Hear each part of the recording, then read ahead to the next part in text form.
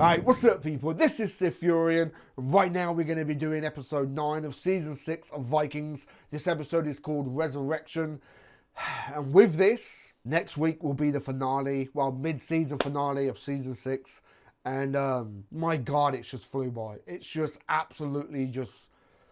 It literally only seems like maybe about 2-3 weeks ago I was sat here doing episode 1, and we're coming to the end now. It's ridiculous, man. Plus the fact, like, this season has been tremendous. Just absolutely amazing. Like, I'll be probably saying the same thing next week with it being the finale, but this season has been absolutely fucking outstanding. So much better than, like, the first half of season 5, you know? Anyway, so super quick recap before we jump into this, just to kind of familiarise ourselves with what's going on, where we are, well, more for myself, really, with what's going on. So, in the last episode, Bjorn sought revenge for the death of his mother, and straight from the start of the episode, it was Fitzek. Like, they put the blame on the Fitzek. I think mainly because of, like, the whole prophecy and the fact that he wasn't there for the funeral and everything. Bjorn chose to burn Fitzek alive, and then throughout the whole ceremony and the burning, the heavens opened up and the gods came to take Fitzek, because he more or less sacrificed himself. Like, okay, do it then, burn me. Like, he's willing to accept his fate.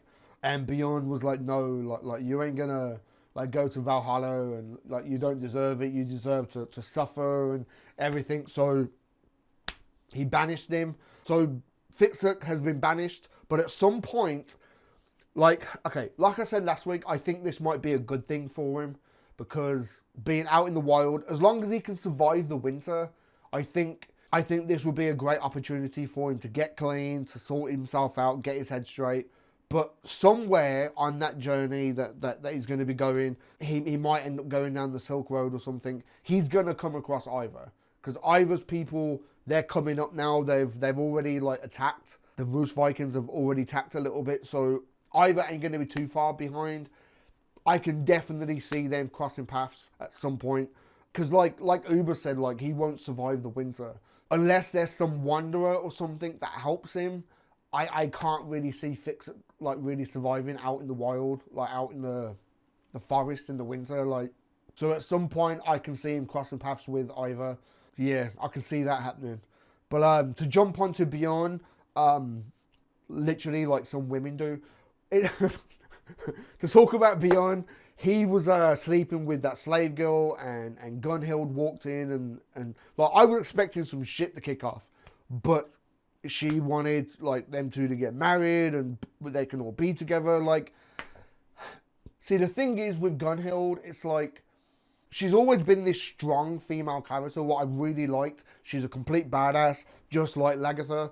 But this choice now to let her husband marry a slave, and then for like them all to be together, I don't know, just seems a bit detrimental to her character. I don't know, like she said the other episode that she idolizes Lagertha, and Lagertha was kind of put into that same position where she could still be with Ragnar, but Aslog was there, they could all get married, and it just, but she said no and she walked away from it.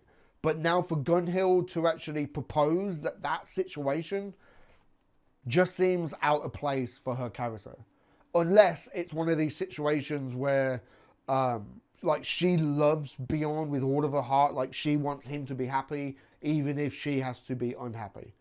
I don't know, but my feelings about her has kind of changed a little bit. As far as Bjorn himself, the king of bad decisions. I don't know, man. Like my feelings are getting a bit strained on this character. Like, I love Bjorn, but it's like, I don't know, the way that he's been written this season, it's, I don't know.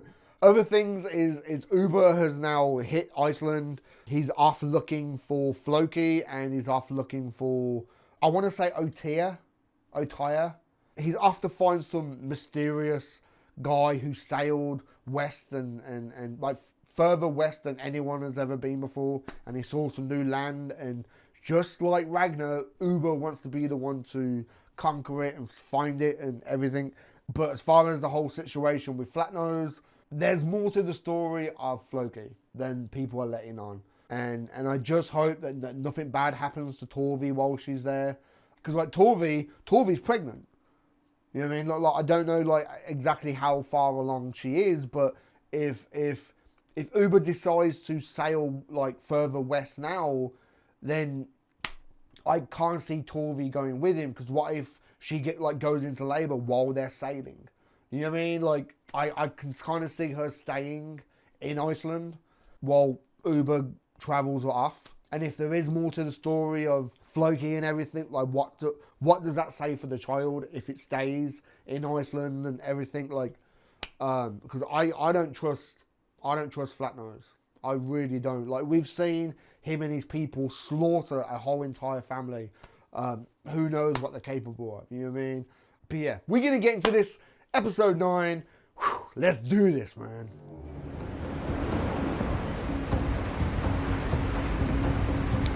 Alright, Floki, we're coming for you, man. Uber's gonna find you.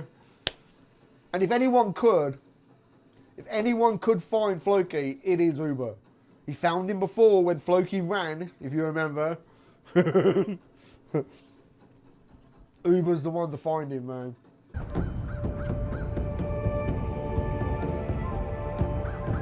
That's not gonna be Floki, is it? No, it's gonna be that wanderer, innit? Otaya, whatever.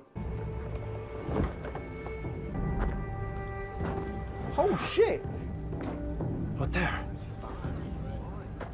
Otaya. To me, that's Blackbeard, man.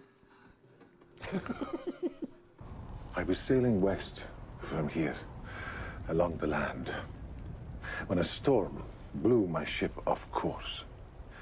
When the storm had ended, there was no more land. Days followed days. But then, one morning, the sun rose behind me. And I saw it. I saw a new land. The winds blew me all day down the coastline, with many high mountains, all so beautiful. And filled with trees so tall, it seemed that they would touch the sky itself. I tell you, Uber, son of Ragnar, this was indeed golden land.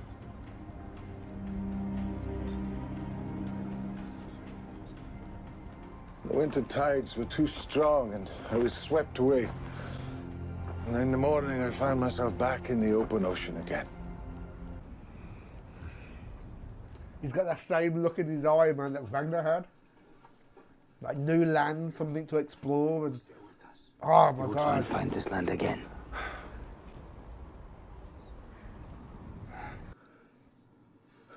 He's happy about it, isn't he? So I'm thinking, like, is it Canada or is it like America? Like, it's definitely going to be like Eastern America or Canada, isn't it? Thank you all for the feast. We're very happy to be here in Iceland, at the edge of the world. Sleep well. Good night.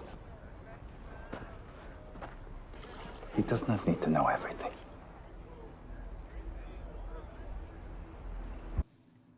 See?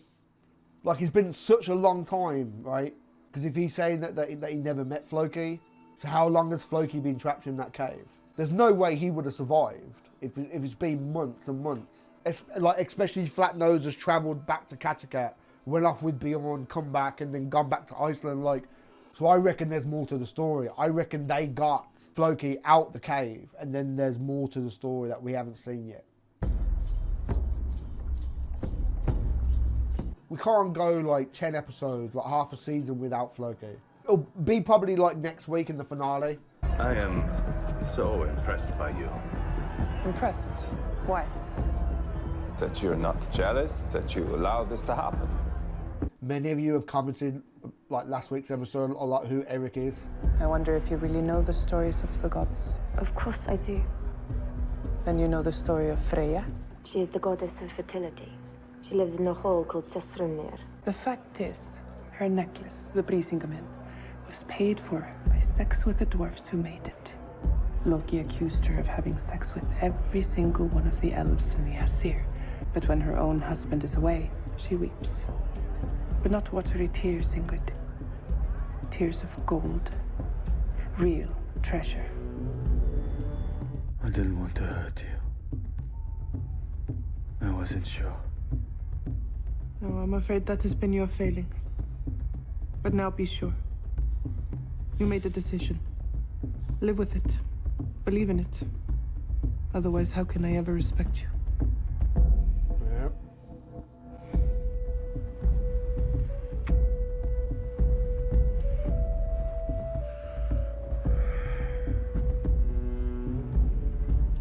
See, I don't know, man. Like I feel bad for her, but at the same time, it's like she put the proposal out there, like, and he's actually going to her now. What the fuck? She's crying gold. I know King Harald will come for me. If he wants to be king of all Norway, then he must eliminate me. Beyond, man. In which case, we need to redouble our patrol in the fjord. And you must lead them. It's like Gunhild put it out there for Bjorn to make the choice. He could have very easily said, no, I love you. You're my wife, I'm with you.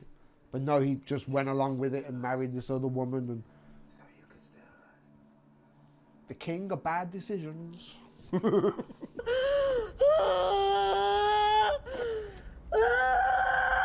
The baby is lying in the wrong position. Torvi cannot deliver it naturally. What?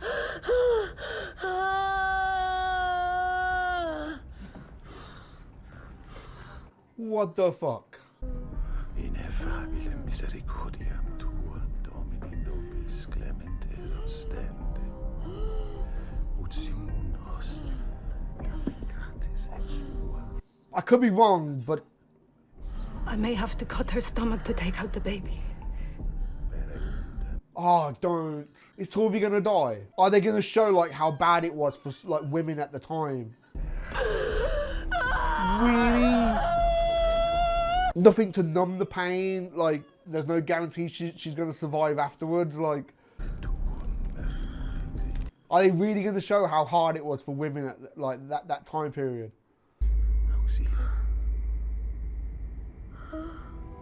Really?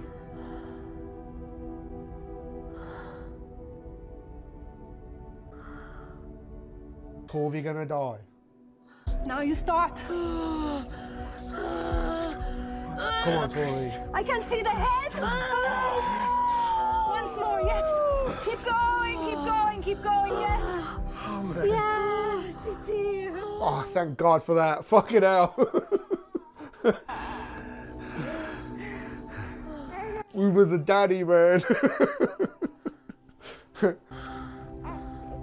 Oh my God, I was so worried then.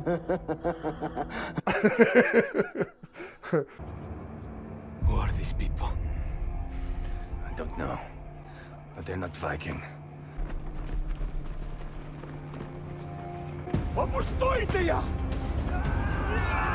Oh shit. It was a setup. It was a trap.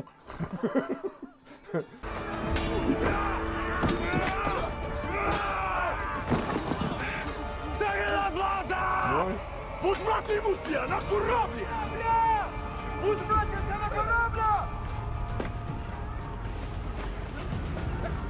Oh shit!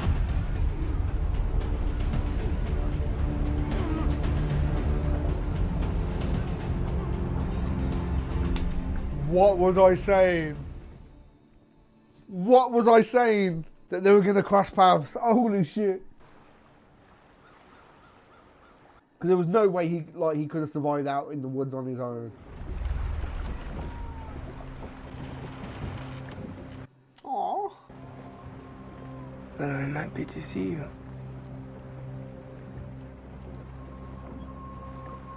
Truly happy to see you. End of the day, they're brothers, man. Brothers bicker, they argue, they fight. Trust me, I've got brothers. But blood is thicker than water, you know what I mean? I've heard stories of Rus. Huge armies. Perhaps they mean to invade all of Scandinavia. With Ivar's help and knowledge. In your heart, you know what you have to do. Harald is king of all Norway. You have to reach out to him. You say that because of your history. What do you mean? I've been told King Harold asked for your hand. With respect. The fuck is she shit stirring for? What do the Rus believe in? They're Christians. They believe in a Christian God. Then we are not only fighting for ourselves, but for our gods! However impossible the task. Man. We have decided to name him Ragnar, after his grandfather. Oh shit. Hell Ragnar. Long live Ragnar. Skål. Skål. And I want to thank you out there for your prayers, for my wife, and for my son. But since I lived in England, I could not help but recall them. They were Christian prayers to a Christian God. I was thinking that. I completely forgot about it. I am, or rather I was a long time ago, a monk living in England. What? My name then was Athelstan. Athelstan.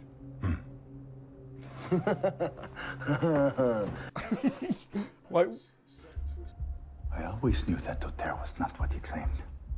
But in our desperate situation, I accepted everyone who offered us no harm. Then you were wrong. You not understand. You must be sacrificed to our gods. man, come on. And then, beloved, we would never find the Golden Land. True. She kept it.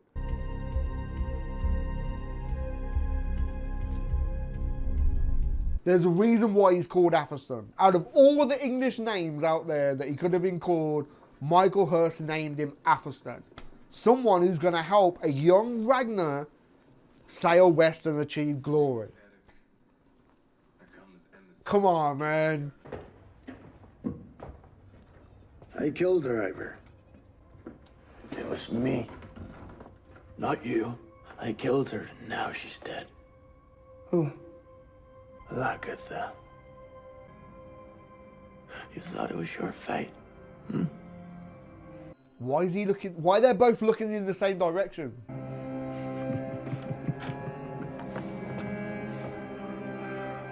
You didn't really want to, though, did you? But just the way that shot was lined up, it looked like Ivor was standing there and Fix-It was looking that way. You know what I mean? Just, I don't know. It threw me a little bit. I've told you the truth. I beg you to take me with you on the voyage to find the Golden Land. It means everything to me. Is your name really Athelstan? You have no idea what that name means to me. Yep. Because Uber was just like a young boy, weren't he, when Athelstan was still alive? He knew Athelstan, like... Allow me to present to you my brother, Richard. Just lately risen from the dead. He's looking good, man. He's looking stronger and healthier. The prince and I are so happy to have you at our court, Vitsark. Ivar has spoken a lot about you. He told me that he always believed you were fated to be together. However many times fate itself seemed to have pulled you apart. I find myself that fate works in mysterious ways. Is he gonna recognize her? I kind of look at Ivor like, fucking Fraidies, man. What do you think? About Oleg? Oh, not about Oleg, about his wife. I thought she was attractive, rather provocative. Nothing else? No. What else? So he doesn't see it. She's Freddy's. Your wife. Fredis is dead, Ivor. I saw her body. Yes, I know. But now she's come back, and I do not know how, but it is her. She's identical. You're still crazy, Ivor. See, this is interesting. Like, if Fix-It don't see it, then could it just be in Ivor's head? Or is it just one of those things, like when you see someone who looks like someone, like you see it, but no one else does? You know what I mean? Like, the amount of people who comment down below saying I look like this person or that person, but I don't see it myself at all. But Maybe it's just that, like, he thinks he, like Ivor sees, like, the resemblance, but Fixit don't. Or it could be just in Ivor's head, like, he's seeing Frades when it's not. They're very, militarized, you know, with the way that they're structured, like walking in formation to rhythm and everything. Like, we've never really seen this before in Vikings. Like, the Vikings don't do it. We've not even seen the English, like, forces do it. There's my good friends. It's the end of paganism. The end of the pagan gods. Look at him. Fuck, man.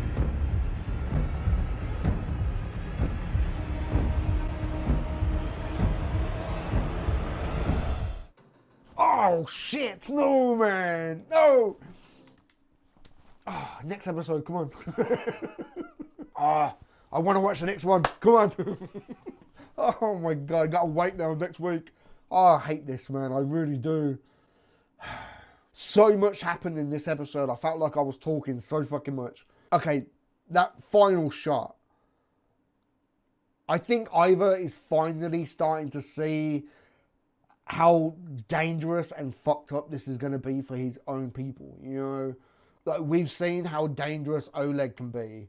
And his army is so militarized and so...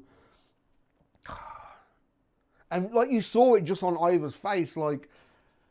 When he was talking about how, like, this is going to be the end of pagan and the pagan gods and everything, like Ivor was more or less raised by Floki. And it's like I said a few weeks ago, when it comes to Ivor, I cannot see him, like, when it comes to the crunch, killing his own brother or brothers. I can't see it happening. Because like I said earlier, it's like brothers argue, they bicker, they fight. Trust me, I've got brothers. We do. We argue, we bicker, we fight. But that's family. And we saw that with him and Fixit. Like, how instantly, like, Ivor seems so happy to have his brother back with him. And, you know, like, this whole plan to overthrow Oleg needs to fucking hurry up. Because I reckon next episode will be the attack. Yeah, like we saw in the trailer with them attacking, and Bjorn and Ivor, like, sat together on, like, a beach or something, and Ivor was saying something along the lines of, like, the gods have put our fates together again or something like that. So we've got that now set up for, like, the next episode. Bjorn now has 2 wives. I think Gunhild does love Bjorn. She wants the best for him, but I feel like she's willing to put her own needs secondary as long as Bjorn's happy. But then at the same time, I feel like she put that proposal out there for them to get married as kind of like a way to test Bjorn and his loyalty and his love. You know what I mean? Because like I said, like, if he truly loved Gunhild, then he could have just turned around and said, no, this is just sex. This is nothing. You are the mother of my child. You are my wife. I love you. You are my everything. This won't carry on. You are my everything. Like, you know what I mean? But he didn't. He was like, okay, let's get married. And I think that's why she was crying. Crying gold. It's just the fact that, like, he leaned in and kissed her belly. He kissed his unborn child and then went and slept with another woman. It's like, fuck you, Bjorn. What are you doing? Like I said, king of bad decisions. That's going to be his new title from now on, man, because the amount of bad choices he's made this season is just... He's not king of all Norway, he's the king of bad decisions. Okay, as far as the Iceland storyline, this is really interesting, this is now, with this Athelstan. Like I said, there's a reason why, out of all the English names that he could have had, it's Athelstan. Why Athelstan? Knowing the history of that character's name, to do with Ragnar and his family, like... And Uber is the most like Ragnar out of all of his sons. And, like, you saw it in his eyes when they were talking about sailing west and the mountains and everything. His eyes lit up just like Ragnar in season 1. How like he was like, even when Athelstan was talking to Ragnar about Paris, like the look on Ragnar's face, like, oh, I want it more than anything. It's the same look that Uber has. That craving just to sail west and explore unexplored lands and go on adventures and everything. Like, and now with Uber on the cusp, on the edge of sailing west and exploring like new lands, he's come across someone called Athelstan. Like, come the fuck on, man. Come the fuck on. Unless he's bullshitting and he knows like Bjorn's father's history and he's just using the name. I don't know. But as soon as he like kneeled down and started praying, I was like, hold on. But then like got wrapped up in the whole thing with Torvi, looked like she might be fucking dying and shit. Like, that just completely distracted me. But for a second there, I really, really thought that they were going to kill off Torvi. Maybe not this episode, maybe she'll just like go into the finale and then she'll die. You know, Torvi dies in the finale the same way like Helga died in the end of season 4. You know, with them both being Michael Hurst's daughters, you know what I mean? Like, and also like the way that they could have done it was to show like how hard it was for women of that time period. You know, that like, okay, like they've got to give birth without any kind of like hospital, like modern day like help or whatever. Like, not every pregnancy, not every birth goes perfect and flawless and everything's all cool. There are complications, you know what I mean? And so far in the show, they've never really showed that. From Auslag to Thoron, like there's been a few babies born in the show and they've never really showed what would happen if there was a complication. Because like, one, there would have been no anesthesia, nothing to numb the area, just cut her open, take the baby out, and try and hope that she don't bleed to death. You know what I mean? Try and patch her up and fix her up as best as, like, fuck, man. Thank God she started, like, actually having the baby. Because as soon as the kid turned up, I was like, oh shit, no. No. Thought like maybe the kid was coming to help, like, guide his mom, and like, no. But then maybe you could look at it like the kid came to help the baby move, and so she could give birth. Like, and that's why he put his hand out. Like, I don't know. But I'm so glad that she didn't die. Fucking hell. But yeah, long live Ragnar. Oh man, I got really choked up on that. Like, what the fuck, little baby Ragnar. But I can't see Uber killing and sacrificing this Athelstan. I can't see it happening. And as far as the whole Floki thing, there's more to the story, man. Because like it was said about how like that he met Floki, but then he sailed.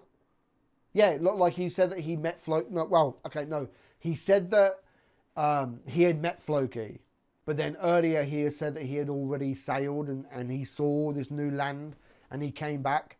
Plus then there's Flatnose, right? He left Iceland, travelled all the way to Kattegat at the start of the season. Then he went all the way over to Howard Finehead's kingdom with Bjorn, then back to Kattegat, then back to Iceland. Like, how long was that journey? You know what I mean? So it's like, in all that time, you're telling me that Floki's been sat in a cave that whole time for like the last couple of weeks or months. There's no way Floki would still be alive if he was still in that cave. So it could either play out one or two ways. Uber finds Floki and he finds his body in the cave and it's this big... I'm getting a bit choked up now just thinking about it. He tracks him down, he finds his body in the cave, brings it out, they have a big ceremony. I can't see it like being like the next episode, because I think that the next episode will be the battle in Kattegat and stuff. But maybe at the start of... Maybe that's how it will end, will be Uber finding Floki's body. And then the start of next season, well, season 6B, episode 11 will be the funeral for Floki, a big ceremony, and it could either play out like that. Or the one I'm really hoping for is they do like just one episode that's kind of focused heavy on Iceland and what happened, and someone telling the story to Uber. And they do kind of like this flashback thing where they help Floki, they bring him out the cave. This Atherston guy's there, he's Christian. Floki finding the cross inside the cave has changed him a bit. He's completely given up.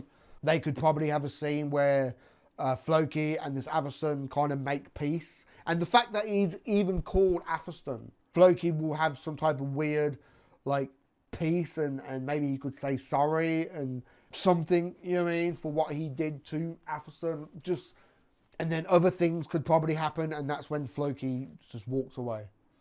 I don't know. I'm just thinking like there's got to be more to this story than just what we've seen. Because Flatnose is acting so shady. Because like he's already told the story of what happened to Bjorn. So for him now to still act shady means that there's more to it. Okay. It does feel weird without Lagertha being in it. Not gonna lie.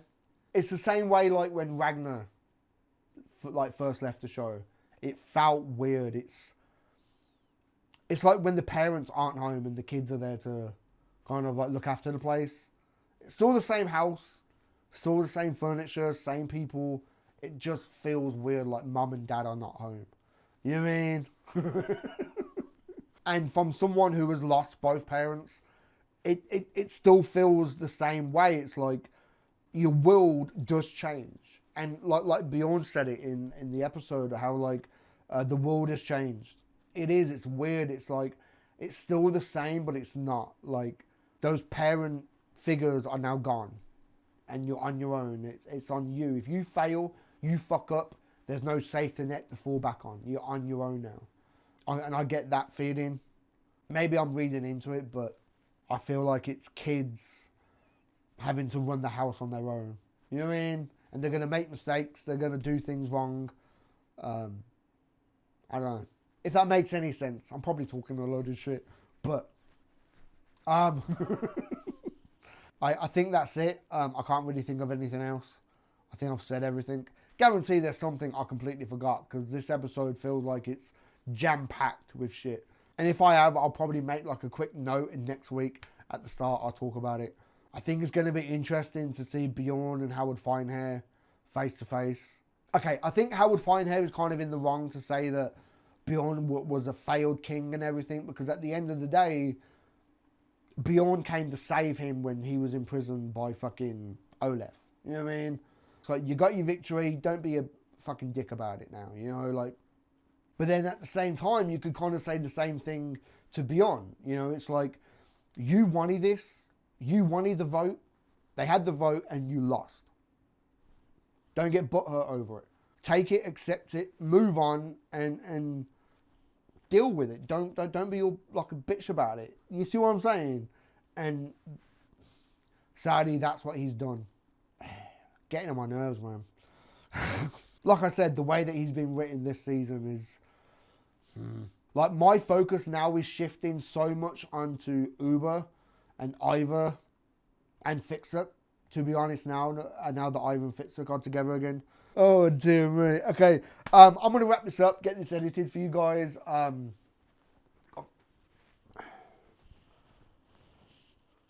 You're molting, and I get hair everywhere, look. Okay, I'm going to wrap this up. Try and get this edited for you guys today. I really want to get this up today, Thursday, because tomorrow I'm going to be a bit busy working on Banshee. Everyone who's waiting for Banshee to come back, it's coming, man, don't worry. By now, I'm fully back up to date with The Last Kingdom, Sons of Anarchy. I'm 2 weeks in front on Patreon on those shows. So if you want 2 weeks worth of early access, it's right there on my Patreon, link down below. I've even got the full lengths up there as well. And also, I'm going to be doing more exclusive stuff on my Patreon. Maybe not so much edited, like reactions, but full lengths, like more movies. There's even 1 or 2 shows on Netflix that I'm thinking about just binge watching, just doing the full lengths and throwing them up. But we'll talk about that later. But yeah, so I'm going to get this up today. I am determined to get it done today. It's now just gone past like 10 past 1 in the afternoon. And I spend a good 4 or 5 hours editing my videos, man. Like I don't joke around. I really like, I edit my shit quite heavily. But I'm going to try and get this done as soon as I can. Get it up. The full length will be up on my Patreon as well. So yeah, man. Give this video a thumb up if you like it. Comment down below. Let me know what you think. And subscribe if you haven't already, man. Alright? I've been SiTHFuRioN. And I'll catch you in the next one, man.